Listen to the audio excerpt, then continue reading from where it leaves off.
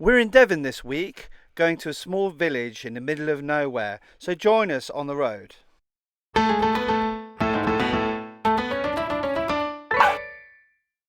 East Prawle is a small village situated in South Hams district of Devon, England. With it being the most southerly point, it was decided that it would make a perfect lookout point during the First and Second World War, with an RAF base built nearby. And the name actually derives from an old Anglo-Saxon word, Prawle, which means lookout place. What with it only having a population of 200, it has little to no amenities apart from a small tourist-style beach shop and a local pub called the Pig's Nose. A 500-year-old pub that was built in the 16th century has had many faces and many different uses during its long reign in this sleepy village. With multiple name changes and also being a petrol station when cars became the new thing. We also learned that there had been a terrible incident that happened over 100 years ago that would haunt the local villagers for years and would soon turn into one of the biggest urban legends in the area. On the wall of the pub there hung an old newspaper cutting describing one of the most hellish nights Devon had ever seen. Over 100 years ago, a 400-ton Italian vessel called Maria Teresa, which was damaged by a large schooner, had run ashore at Prawle Point. With a small crew of 12, they were on their way to Genoa, Italy, with 500 tons of coal from the north of England.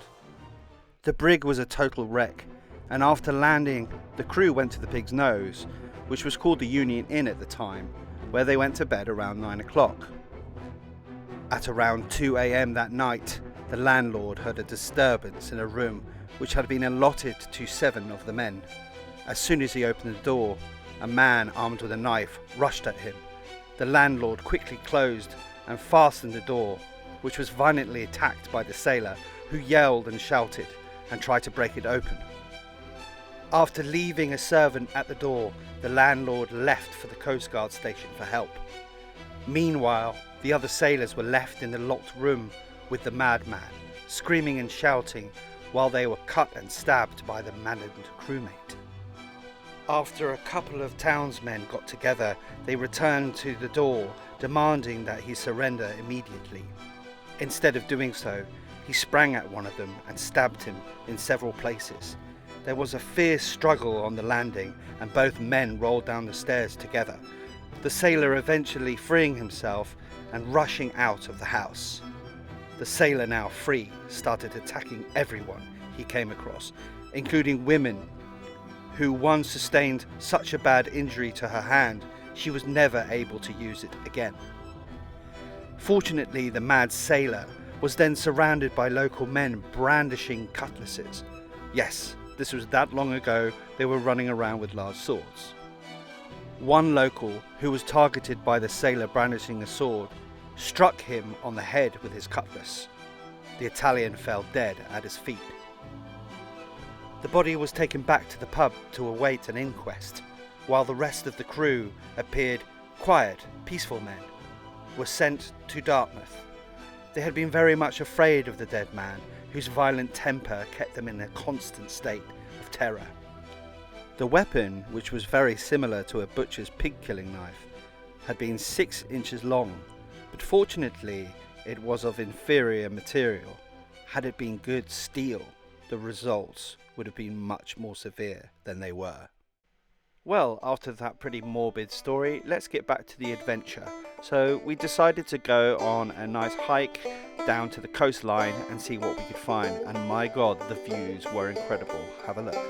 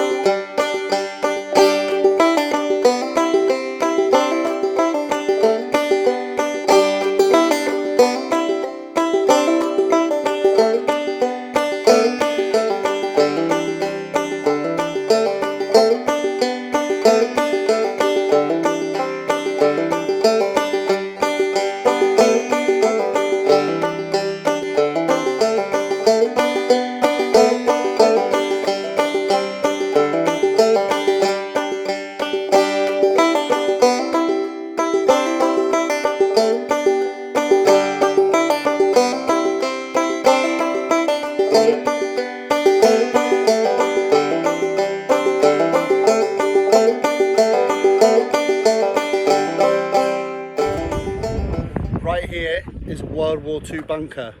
We've just found the doorway to it. It's by the coast here. Let's have a look.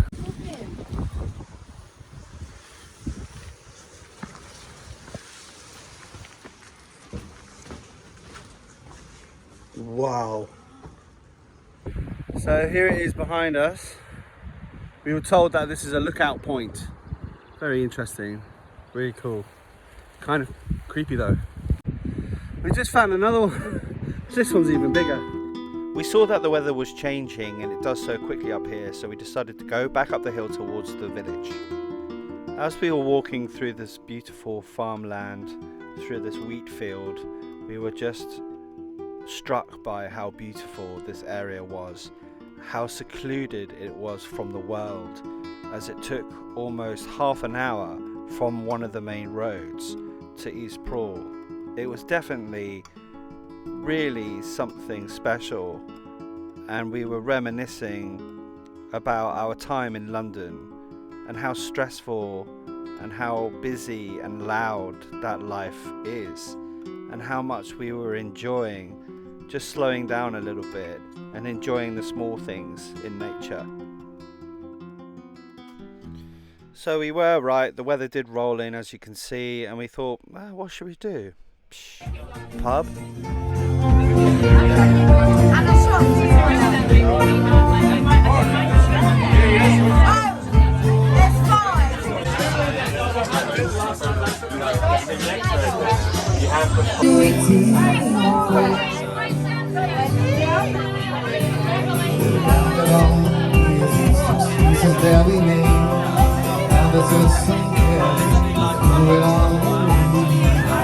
What you waiting for? What you waiting for?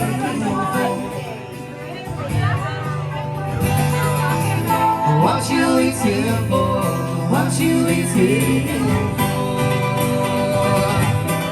When I dance alone and the sun's beating down, they will on me.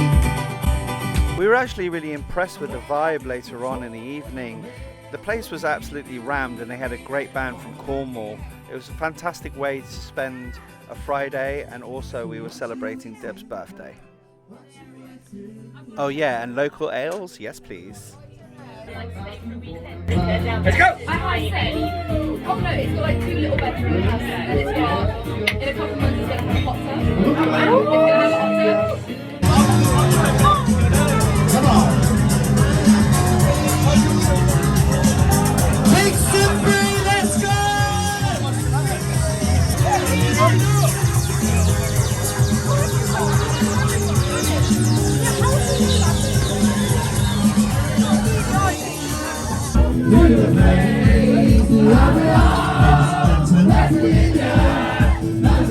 It's last orders at the bar. Last orders at the bar, ladies and gentlemen. So there you go, East Prawle, full of fantastic people and a great night out in a 500-year pub, and they even let the dogs drink as well. Fantastic. Would we come again? I think so. Maybe not in a motorhome because it was pretty rough with the small roads, but in a car. So thank you, East Prawle. We really enjoyed you. Hopefully see you again soon. So we're just leaving the retreat now in East Prawle. The farthest point of Devon really is in the middle of nowhere, and it's a lovely site owned by a guy called Richard, and it's a nice plot of land that is literally outside the back of his house. Really nice. It's so quiet here, and he's such a nice guy. He's got a little allotment, like a little garden. And look what he gave us. Look at these lettuce. Oh, we're having salad tonight. Look at that. What a dude. What a nice guy. Look at that. Now that is hospitality.